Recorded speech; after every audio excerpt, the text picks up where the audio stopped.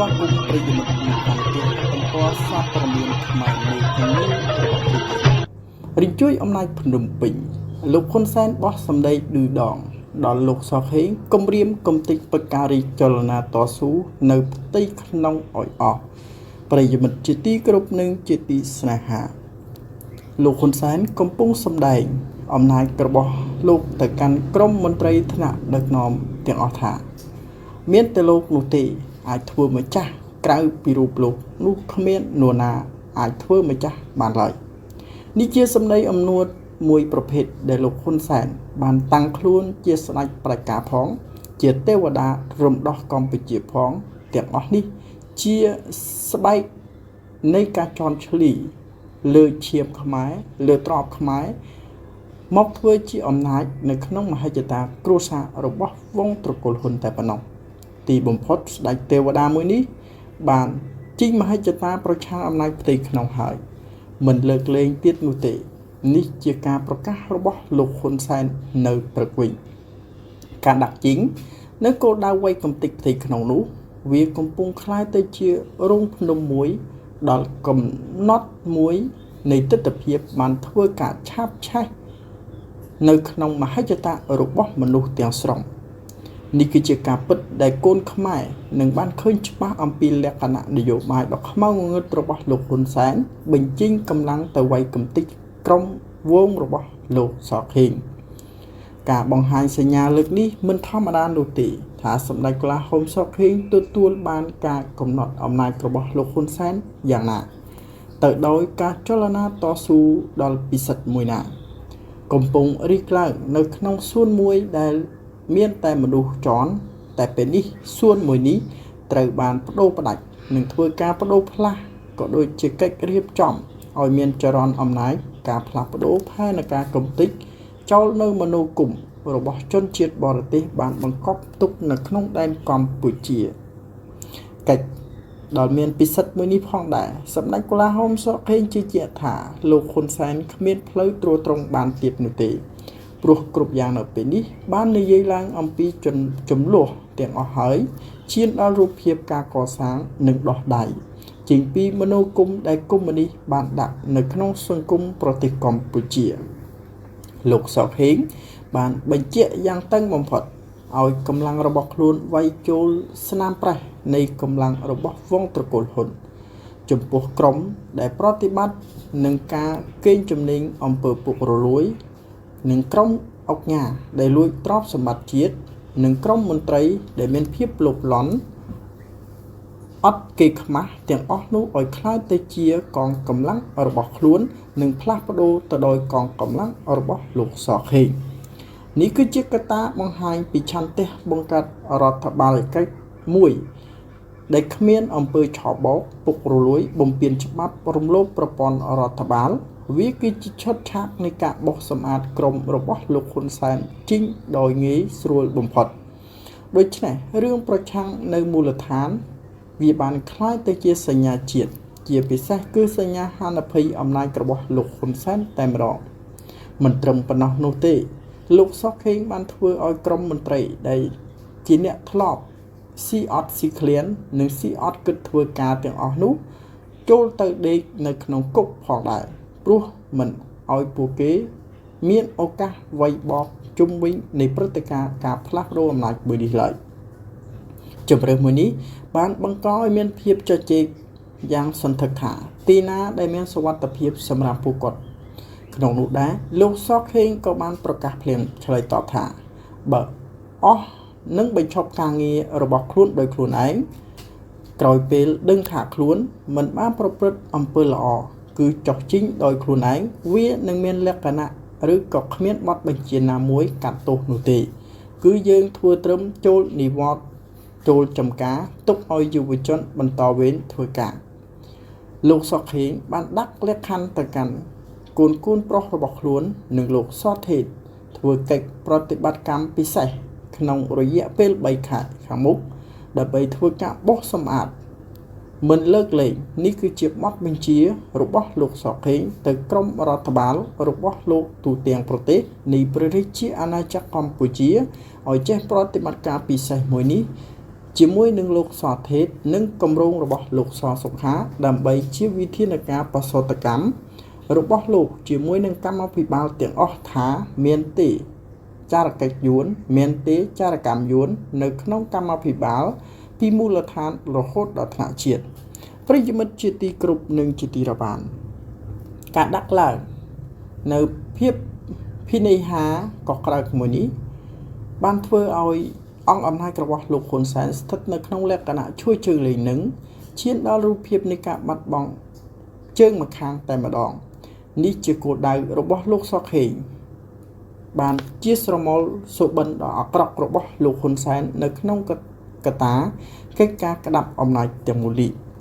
សង្វៀនមួយនេះបានដាក់ឡើងភ្លាមលោកហ៊ុនសែននិងកូនរបស់ខ្លួនមើលឃើញថាគ្រួសាររបស់លោកបានស្ថិតនៅក្នុងកណ្ដាលវងនៃមនុស្ស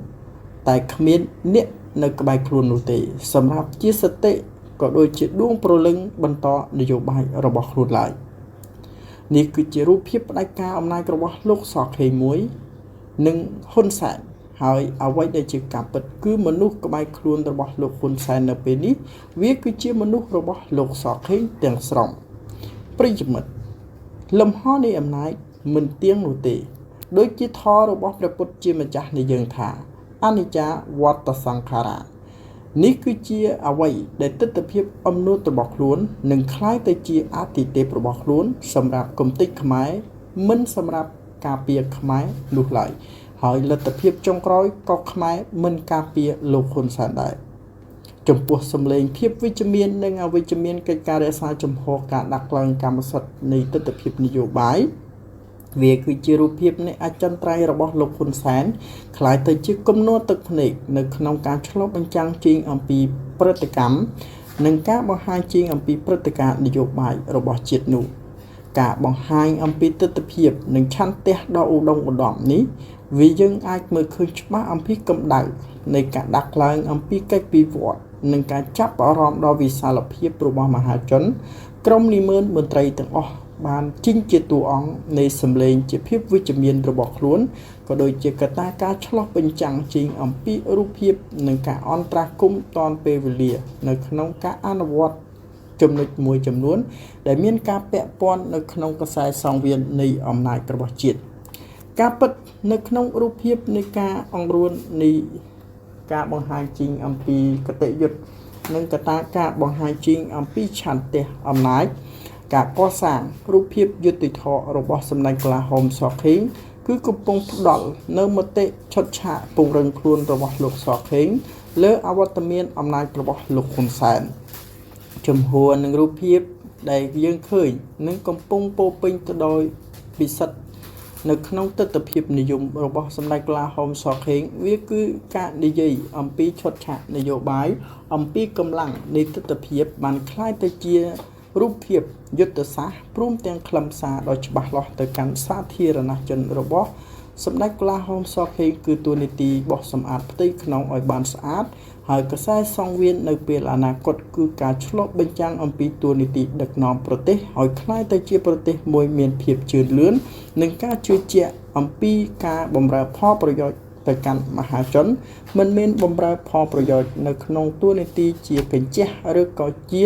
សម័យកាលនៃអំណាចផ្ដាច់ការជ្រុលនិយមកាន់តែធំឡើងនោះទេគឺភាពជ្រុលនិយមផ្ដាច់ការគឺត្រូវបានបិទបញ្ចប់ទៅដោយរូបភាពនយោបាយរបស់សម្ដេចកលាហោមសខេងនៅពេលនេះប្រិយមិត្តជាទីគោរពនិងជាទីស្នេហាការពិតនៃការរូបភាពក្បត់មួយដែលកំពុងកើតឡើងនឹងបញ្ជាក់អំពីទស្សនវិជ្ជាក៏ដូចជាភាពមិនរូបភាពនៃការបង្ហាញអំពីបទល្មើសនៃកម្មាភិបាលនិងទួលនីតិនៃកម្មាភិបាលវាគឺជាឆុតឆាកវាគឺជាសម្លេងដល់បំពងមួយសម្រាប់និយាយនៅក្នុងឆន្ទៈនិងមនោគមនិងការដាក់ចុះអំពីអត្តរេកនយោបាយរបស់លោកហ៊ុនសែនផងដែរដែលធ្វើការឆ្លុះបញ្ចាំងទៅតាមរូបភាពអនុត្តរសម្លេងអវត្តមាននៃការបង្ហាញជាងអំពីឆុតឆាកនយោបាយប្រកបទៅដោយរូបភាពបុគ្គលនិយមរបស់លោកហ៊ុនសែនការឆ្លុះបញ្ចាំងនឹងកិច្ចការមួយចំនួនក៏ដូចជាការដាក់ឡើងបង្កនៅក្នុងរូបភាពពិឃាតនិងការដាក់ឡើងជាគំរូមហិច្ឆតានយោបាយព្រមទាំង គតិយុត្តនៃការឆ្លុះបញ្ចាំងជាយុទ្ធសាស្ត្រពោពេញទៅដោយក្តីវិបត្តិនៅក្នុងសង្គមហើយសង្គមក្រោមការប្រតិបត្តិដល់មិនញញើតដៃដល់ក្រុមរបស់សម្ដេចកូឡាហោមសខេងនេះគឺនិយាយច្បាស់ស្ដាប់ច្បាស់លែងខ្លាចចំពោះខ្សែបន្ទាត់នៃភាពអស់ជំនឿរបស់លោកហ៊ុនសែនដែលមានកត្តាការដាក់ឡើងអំពីទស្សនវិជ្ជាអំពីនយោបាយអំពីឆាកល្ខោនដែលពោពេញទៅដោយលក្ខណៈភាពនិយាយនៅក្នុងការបង្ហាញជិញអំពីនយោបាយអំពីឆាកល្ខោនអំពីយុទ្ធសាស្ត្រនេះដូច្នេះយើងមើលឃើញនៅក្នុង